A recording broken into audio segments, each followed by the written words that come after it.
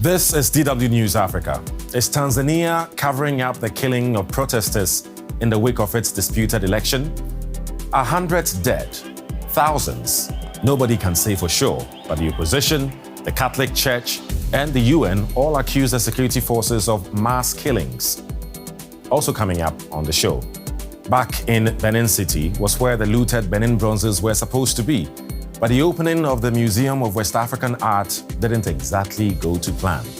Tensions with the Oba of Benin have kept the treasures locked away, and protesters stormed the museum, accusing organizers of violating local heritage laws.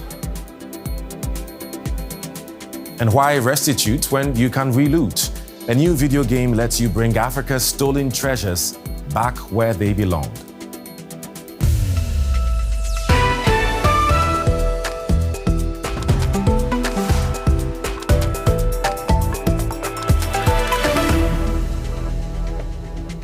Hello there, I am Eddie Micah Jr., and you are welcome to the program.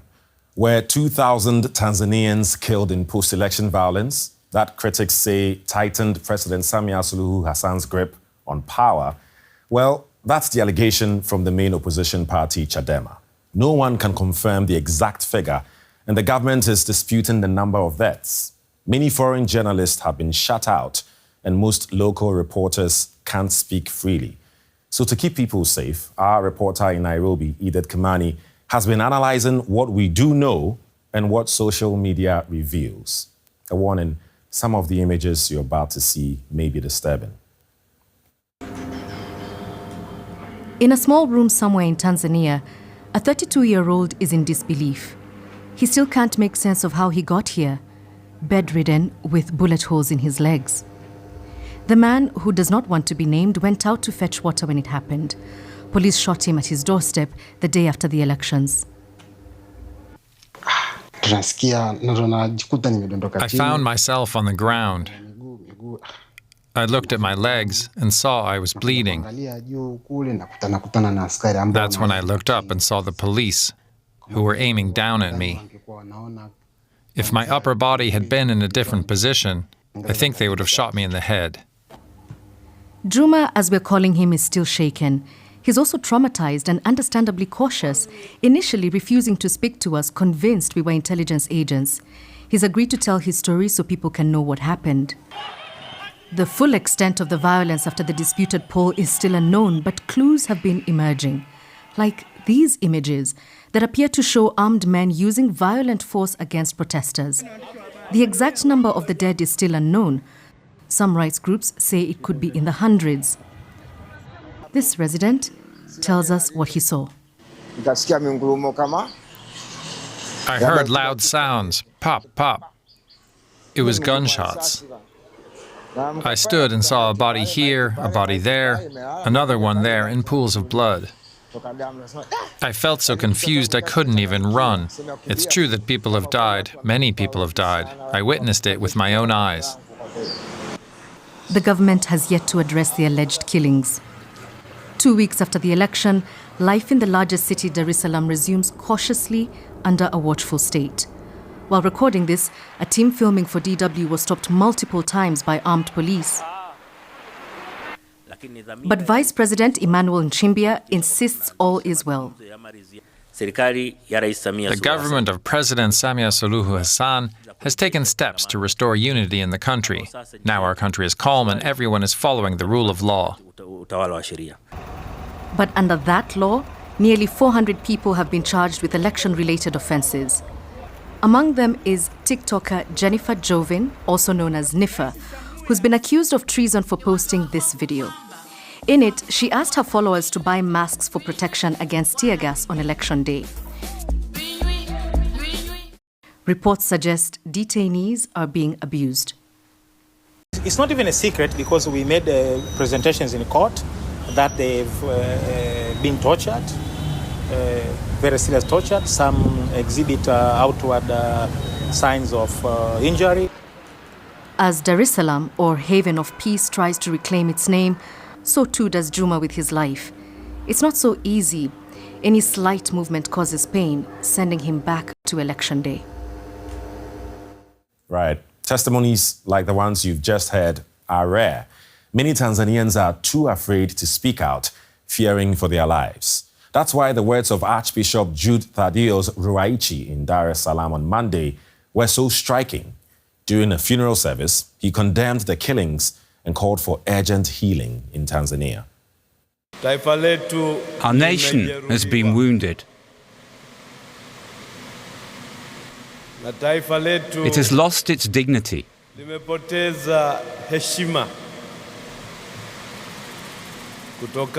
of what transpired during the week of the general election.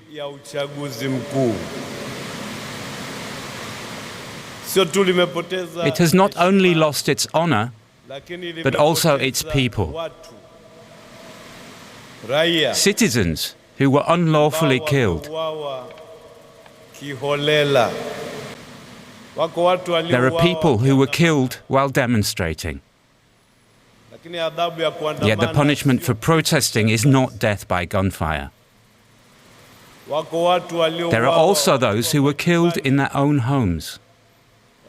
They were pursued and murdered right inside their houses. In no way does this reflect the true Tanzania.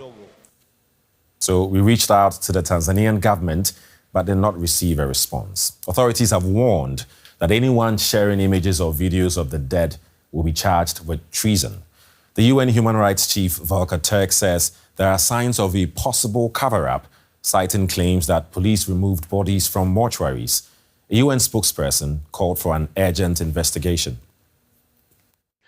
There are disturbing reports that hundreds of protesters and other people have been killed and an unknown number injured or detained, and that security forces have been seen removing bodies from streets and hospitals and taking them to undisclosed locations in an apparent attempt to conceal evidence. I am now joined by Isabel Brenda, Senior Democracy, Governance and Elections Advisor at Governance Hub Africa. Hello, Isabel. Welcome to the program. Now, the UN Human Rights Office is warning that potentially hundreds of people have been killed. Tanzania's government rejects this. What are you hearing from your sources on the ground? It's very heartbreaking what is happening in Tanzania.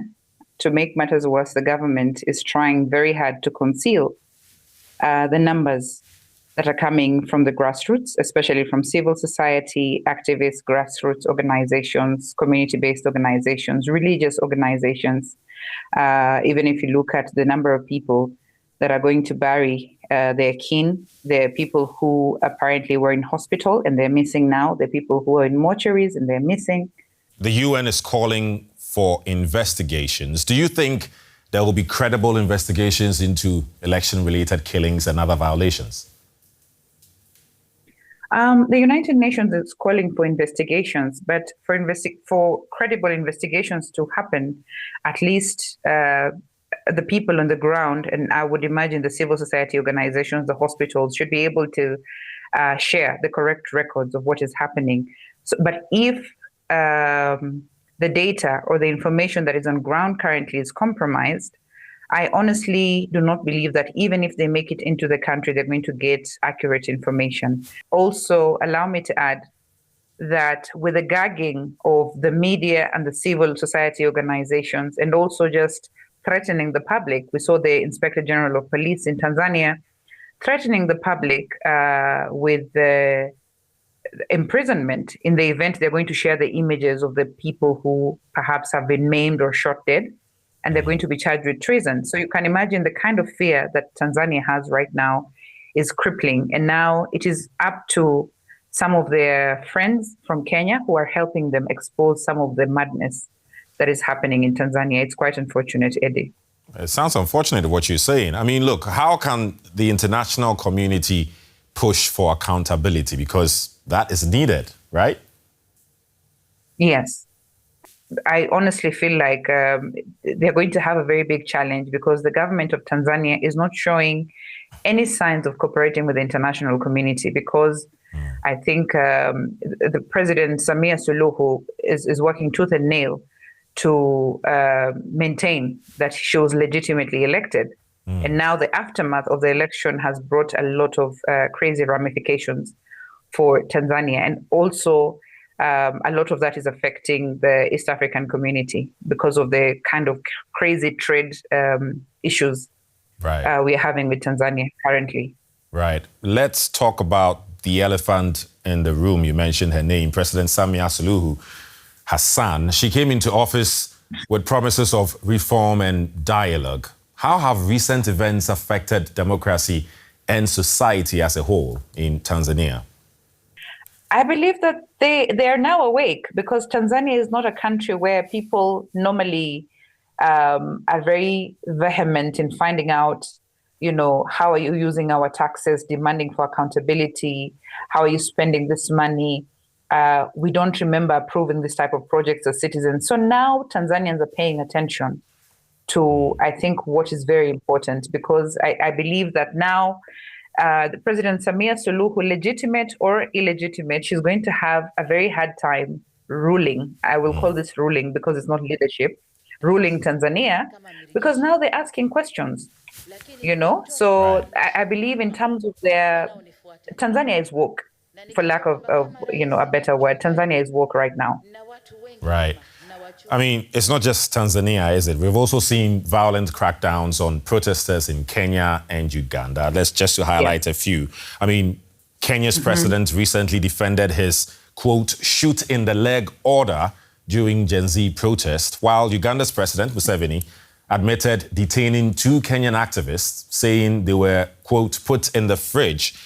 What does this kind of language tell us about how these governments view dissent and activism?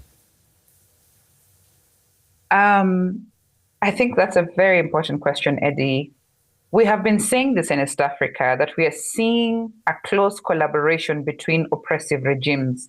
I think our leaders are using, we are literally experiencing and living through authoritarian regimes. East Africa, for the first time in history, is being flagged for this kind of issues. But I believe there's a reason for this.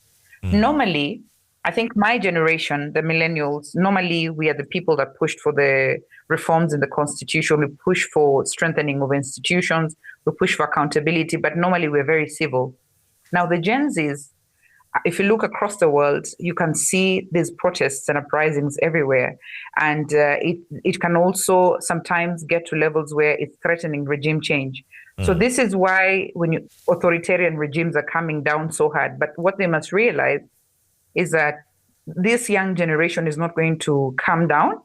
I think if you look at the whole world, they share a mindset, and it goes back to, these are the people who are raised in the digital age. Right. So it's going to be very difficult for these authoritarian leaders to continue doing what they're doing. I thank God that at least in Kenya, the different arms of government works, especially the judiciary is one of the institutions that Kenyans rely on whenever we are oppressed. But now if you look at Tanzania, there's nothing. An election just happened. It was clearly not free and fair, but then there's no dispute resolution mechanisms. You cannot run to any court. Right. Uganda, the same thing, So at least in Kenya, we are saying the judiciary, having strong institutions is helping in pushing back. But in the case of Tanzania and Uganda, I can only pray that they get, stronger constitutions that can protect their rights. Right. Isabel Brenda, Governance Hub Africa. Thank you very much. Thank you so much, Eddie.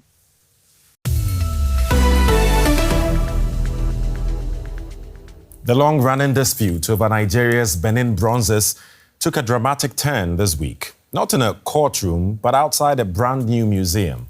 The bronzes, looted by British troops in the 19th century, were meant to be displayed at the Museum of West African Art, or MOWA, in Benin City.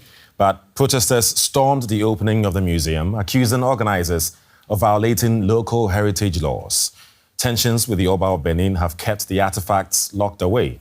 DW's Azizat Olaoluwa has more from Benin City. It was supposed to be a Grand Prix opening for Nigeria's new multi-million-dollar Museum of West African Arts. But the event turned chaotic after protesters stormed the grounds and forced guests, including ambassadors and donors, to take refuge inside the building. Why don't they go one by one? Let them leave. They know what they are doing. They want to catch unaware, and that is why they came on Sunday, because most of all went to church. But thank God and our ancestor who was able to awaken us and say we should go and stop them. And right now we are happy that they have been stopped. They say the museum's name disrespects Benin City's cultural heritage and that it should be controlled by the traditional ruler, the Oba. It follows a similar protest a few days earlier when hundreds of people demanded the Moa stay closed until the issue is resolved. The latest incident has forced the museum's management to postpone its planned exhibition indefinitely. It saddened us. What we were hoping was that this would be a day to celebrate with a few of the guests who had come into Nigeria. Moa was launched 5 years ago to promote West African art. It was also supposed to house some of the returned Benin bronzes, artifacts looted by British soldiers over a century ago. But the museum had to drop those plans due to a dispute over their ownership with the Oba of Benin, the descendant of the king from whom the artifacts were stolen. The monarch wants the museum under his control and the name changed to the Benin Royal Museum. He says that was the original plan for the Benin bronzes that Moa got funding for. His supporters see the museum as a plot to take over the ownership of the historical treasures and hijack the restitution process. There's absolutely no way that an organization that was set up 3-4 years ago, like ours, could ever have any claim whatsoever, legal claim to any restituted objects that were taken over 100 years ago. And we have said that over and over. The returned Benin bronzes are currently being kept in Nigeria's National Museum. The current state governor, an ally of the Oba, has set up a committee to investigate the matter and revoked the Moa's land title.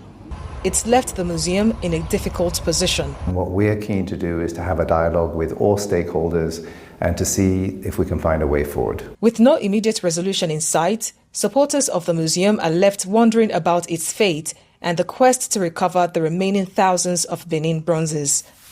All right, let's get more from Chika Okeke Agulu. He is Professor of Art and Archaeology at Princeton University in the US. Hello, sir. Welcome to the program. So, as we saw in the report, the museum's opening has now been postponed. I'm just wondering, is it clear what happens now, and will it open at all, you think? I have absolutely no doubt that the museum will open and that the vision of the founders of the museum will come to pass and will be realized in spite of these short-term hiccups, as I would call them.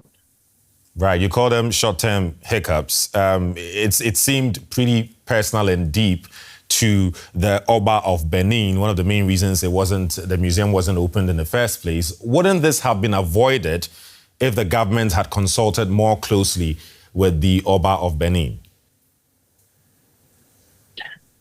I have no doubt that the federal government, not necessarily the state government, if they had done their homework, if they had realized the substantial and deep impact of establishing a museum such as MOA would have on Nigeria and its investment in art and culture.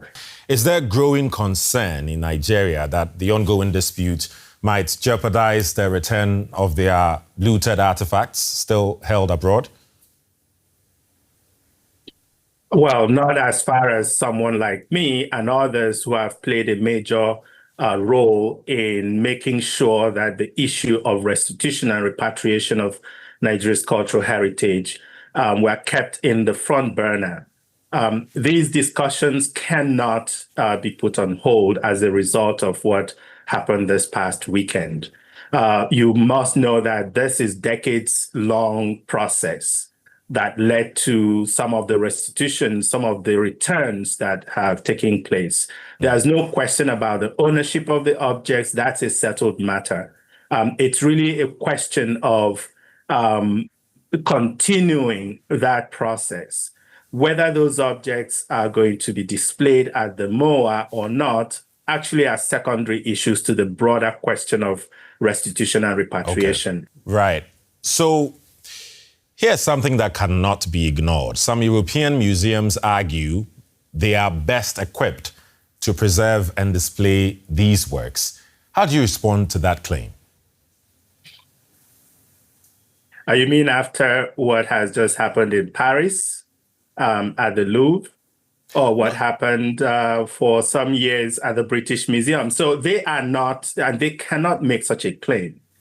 How are they in a better position to host stuff that that shouldn't have been there at all? I think what we are doing in Nigeria is to create the capacity to hold our cultural heritage. So I don't buy that argument whatsoever. Right. I mean, it's I hear many young Africans asking the questions, why should those that looted African artifacts have a say in how it is returned? So it's basically what you're echoing right now. But still, hundreds of stolen artifacts are yet to be returned. But the restitution debate isn't only about returning physical objects, is it? What about the spiritual and cultural knowledge that was lost? How can that also be restored? Yeah, so I have often made the distinction between repatriation and restitution. Repatriation is about physical objects. Restitution is beyond the physical objects that we're taking out of Nigeria and out of the African continent. It's about how do you build future-facing relationships, institutions, and networks. That is the arena of restitution.